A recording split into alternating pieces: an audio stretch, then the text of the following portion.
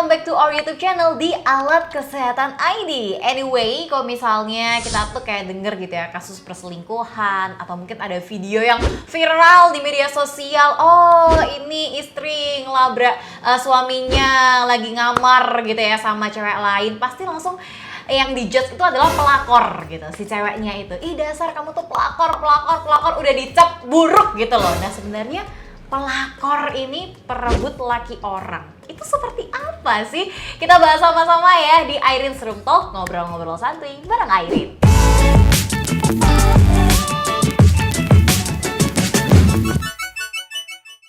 Ngomongin tentang pelakor, sahabat Alkes, Airin nggak sendiri karena barengan sama Kak Bagus. Halo, Hai, Kak. ketemu lagi kita Ketemu ya. lagi di sini. Gimana nih sahabat Alkes? Udah dikepoin, udah di follow belum Instagramnya @bagussuper?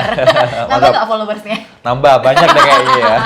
Bisa aja. Jadi Kak Bagus ini kan seorang psikolog gitu Yes. ya. Kalau ngomongin tentang pelakor nih kayaknya seru banget Seru karena ya. akhir-akhir ini juga ya lagi rame-ramenya Iya, gitu kan. betul. Dan sebagai cewek pun teman-teman aku memang nggak semuanya ya, tapi sebagian besar itu sebagai wanita juga mengejudge si pelakornya itu kan, kayak kenapa sih tuh pelakor kurang ajar dan bla bla bla bla. Betul, gitu. yang salah pasti pelakornya gitu ya Selalu biasanya. seperti itu. Nah, tapi sebenarnya istilah pelakor ini apa sih, Kak? Jadi memang pelakor ini kan istilahnya baru muncul beberapa tahun terakhir ya. Oke. Karena mungkin beberapa kasus mulai merebak dengan sangat luar biasa pada waktu itu kan. Sehingga istilah pelakor ini mulai dimunculkan gitu kan. Perebut laki orang gitu. Nah, sebenarnya juga hampir sama dengan kasus perselingkuhan gitu ya. Cuma memang ini lebih fokus ke orang ketiganya, si pelakornya begitu kan. Nah, ya kita bisa bilang ini merupakan fenomena yang terjadi sebenarnya sudah ada sejak lama gitu. Cuma mungkin kita sedang dalam keadaan yang baru baru booming aja di beberapa tahun ini. Dan gitu. mungkin orang-orang tambah kreatif juga untuk Betul. membuat istilah-istilah pelakor, perebut laki orang. Itu untuk kalau pihak ketiganya wanita. Betul. Kalau pihak ketiganya adalah pria, jadinya Pebinor pebinor gitu ya, oke. perebut bini orang. Oke. Terus? Itu istilah-istilah modern sebenarnya yang muncul untuk menggambarkan sebuah hubungan di mana adanya orang ketiga dalam hubungan tersebut. Entah nanti pun juga bisa masuk ke fase perselingkuhan atau pertemanan atau bagaimana, tapi biasanya kalau terkait dengan pelakor atau pebinor pasti fasenya sudah masuk ke fase perselingkuhan begitu. Oke, dan anyway kalau misalnya kita ngomongin tentang fase perselingkuhan, kita udah sempat bahas ya tentang selingkuh. Betul. Bahas sahabat Alkes yang belum nonton videonya bisa ditonton di sini ya. Dan aku juga bakalan kasih linknya di description box. Oke, kita kembali lagi ke pelakor. Jadi sebenarnya ini emang sudah lama gitu ya. Cuman ada istilah-istilah modern yang sekarang jadi booming mungkin dengan perkembangan teknologi juga, sosial media. Betul, jadi akhirnya makin viral lah kejadian-kejadian seperti itu. Nah, tapi gimana sih Kak dari sisi psikolog gitu ya melihat pelakor ini tuh bisa masuk ke dalam suatu hubungan romansa? Oke.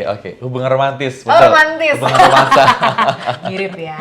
Gimana tuh? Oke, jadi kita bisa lihat memang dari banyak faktor gitu ya. Karena seperti pembahasan kita kemarin juga kita sudah bahas terkait dengan perselingkuhan. Nah, kalau adanya orang ketiga ini pasti juga bukan kemudian seperti tadi yang Irin bilang di awal, wah udah salah nih pasti pelakornya gitu. Betul. Belum tentu seperti itu. Karena semuanya berperan gitu ya. Dalam sebuah pasangan pun juga mereka membiarkan atau kemudian si pelakor ini masuk kan juga pastinya karena adanya hal-hal yang mungkin ada komitmen kendor di dalam hubungan, kemudian adanya juga ketidakpuasan dalam sebuah hubungan yang akhirnya itu mendorong salah satu pihak untuk mencari apa yang mereka nggak dapatkan dalam sebuah hubungan ini di luar. Gitu. Akhirnya muncullah kesempatan-kesempatan atau mungkin juga ada pihak di sana yang kita melihat bahwa wah, apa yang aku nggak dapat di pasangan, aku bisa dapat loh di tempat lain. Kayak gitu. Oke.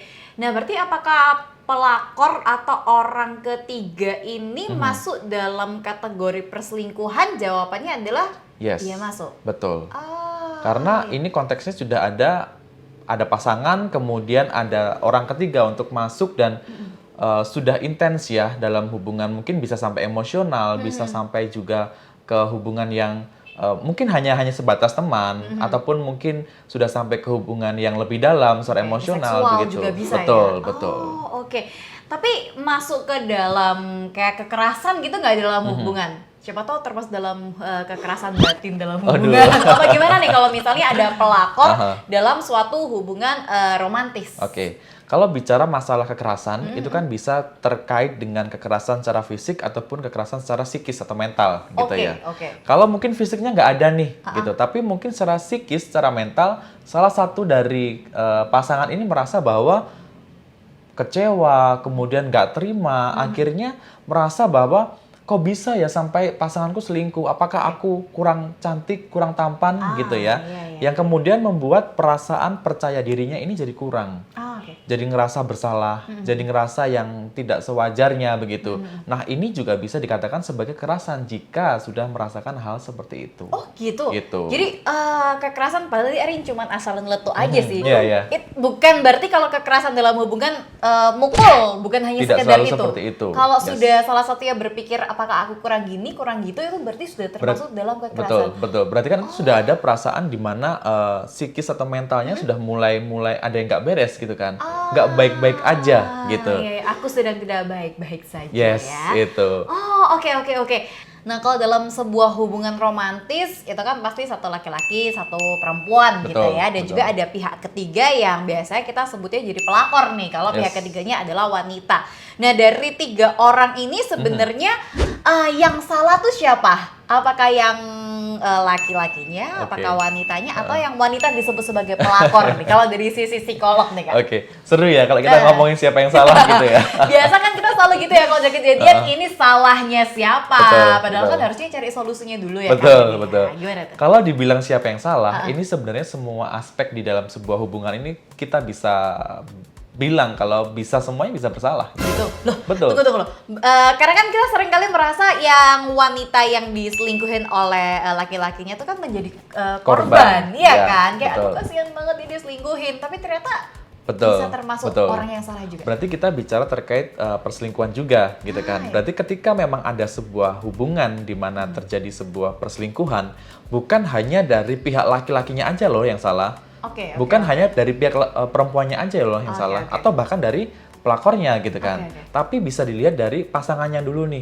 Bisa aja nih si laki-laki selingkuh karena memang si perempuan belum bisa memenuhi beberapa kebutuhan yang si laki-laki ini pengen gitu, entah secara fisik ataupun emosional begitu. Kemudian akhirnya sebagai seorang manusia ya, perasaan basic feelingnya ketika kita tidak mendapatkan kenyamanan, kita pasti akan mencari kenyamanan di tempat yang lain begitu. Kenyamanan, kesempurnaan cinta. Yes. Terus dapatlah di si pelakor ini gitu kan. Ataupun sebaliknya, ceweknya yang selingkuh kemudian dapat laki-laki yang lain begitu kan. Bukan berarti si cowok ini si cewek ini yang nakal atau bagaimana, tapi bisa juga si laki-laki ini yang belum bisa memenuhi kebutuhan dari si cewek tersebut gitu. Tapi bisa juga yang salah emang kalau ada kata ini ada pelakor ya, pihak ketiganya bisa aja yang salah adalah yang laki-lakinya juga bisa ya. Bisa juga. Nah, kalau pelakornya salahnya karena apa nih, Kak? Karena apa nih kalau pelakor? Karena kita tahu ya, kita hidup di Indonesia dengan norma begitu ya. Nah, ketika ada satu pasangan kemudian kita masuk tanpa izin, nggak usah pasangan deh, kita masuk ke rumah orang tanpa izin aja. Itu udah salah sebenarnya ya. Apalagi gitu ya. Betul, apalagi kita memasuki hubungan sepasang begitu. Nah, itu kan kalau dalam artian berarti si pelakor ini sudah tahu kalau laki-lakinya sudah punya pasangan gitu ya.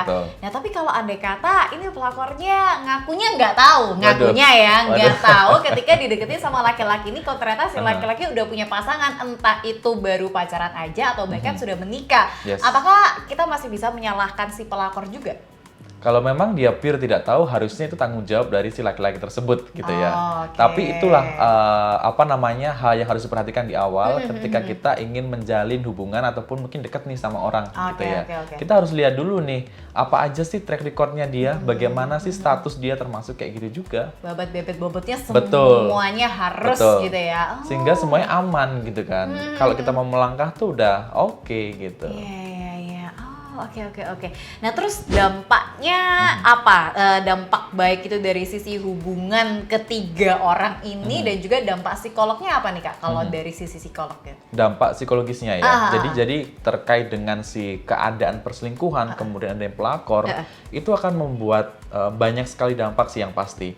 Bukan hanya buat korban, bukan hanya buat pelaku, tapi pelakor juga bisa gitu ya. Mereka mungkin bisa saja mengalami yang namanya traumatic event gitu ya, atau peristiwa-peristiwa traumatis yang akhirnya menyebabkan adanya ketidaknyamanan ketika nanti mungkin dalam menjalin hubungan kembali. Atau mungkin terkait dengan masalah kepercayaan atau trust issue gitu. Itu bisa terjadi gitu karena pengalaman ini membuat kecewa, membuat tidak nyaman, tidak senang gitu kan. Akhirnya ini membekas.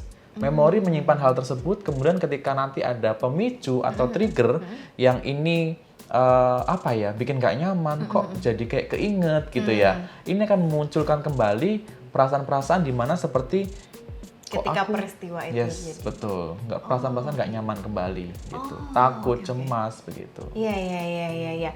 Tapi bisa dibilang nggak kalau pelakor itu sifat gitu, bisa nggak?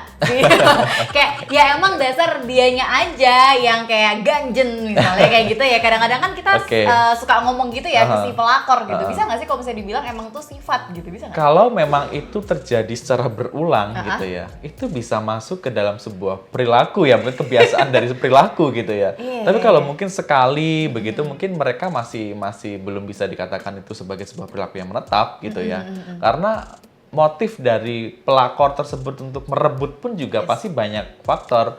Selain dari keuangan, selain dari kasih sayang, selain dari lingkungan, banyak faktornya gitu. Oke, berarti ketika sering kali kalau kita lihat video yang viral di media sosial itu kan ketika misalnya istrinya ngelabrak suaminya lagi ngamar sama cewek lain, pasti yang disalahin langsung lo ya gitu ya, rebut-rebut suami gua, kalau misalnya kayak gitu-gitu ya. Padahal yang salah ya bisa jadi dari diri dia sendiri dan juga si suaminya gitu ya. Betul. Ya, menarik ini. Terus gimana nih Kak, caranya supaya kita mencegah si pelakor ini gitu ya muncul dalam hubungan romantis? Oke, jadi kita harus lihat dulu nih pasangan kita tuh sebenarnya maunya apa gitu. Kita harus sama-sama saling mengisi. Kalau kemarin kita bahas MOU dalam sebuah hubungan, itu masih berlaku. Apa sih yang dimau dari pasangan kita gitu ya?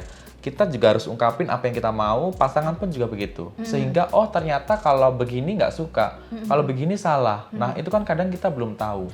Walaupun kita mungkin sudah beberapa tahun pacaran, tapi ada hal-hal yang lebih privasi yang itu mungkin kita nggak ngerti nih pasangan kita sejauh apa gitu. Makanya harus ada sebuah semacam perjanjian ya, kesepakatan di awal seperti apa hubungan ini akan berlanjut gitu. Dan kemudian juga adanya komitmen ya, komitmen karena dalam sebuah hubungan komitmen dan komunikasi itu hal yang penting. Apapun masalahnya, basicnya dari sebuah hubungan pasti harus diomongkan. Nggak mungkin dong tiba-tiba kita penyelesaian masalahnya dengan silent treatment, nggak ada seperti itu.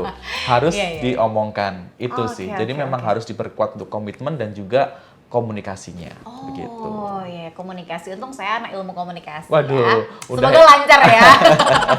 Semoga ilmu-ilmunya juga bisa diterapkan ketika menjalin hubungan romantis itu tadi. Cuma ada satu hal yang sangat menarik menurut Airin ya, sahabat Alkes. Kalau ternyata ketika kita merasa ada perasaan tidak nyaman, merasa aku kurangnya ini itu tadi sudah masuk ke dalam kekerasan ya kan. Aku jadi menarik untuk membahas tentang kekerasan dalam rumah tangga. KDRT.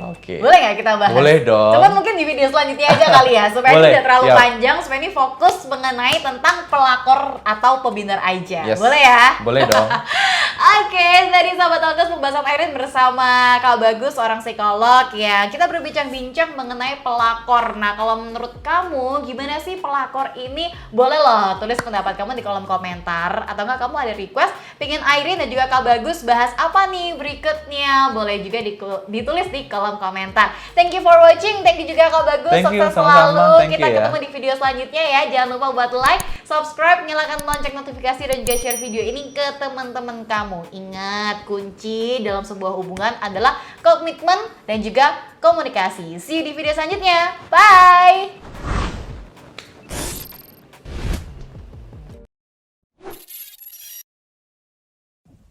Thank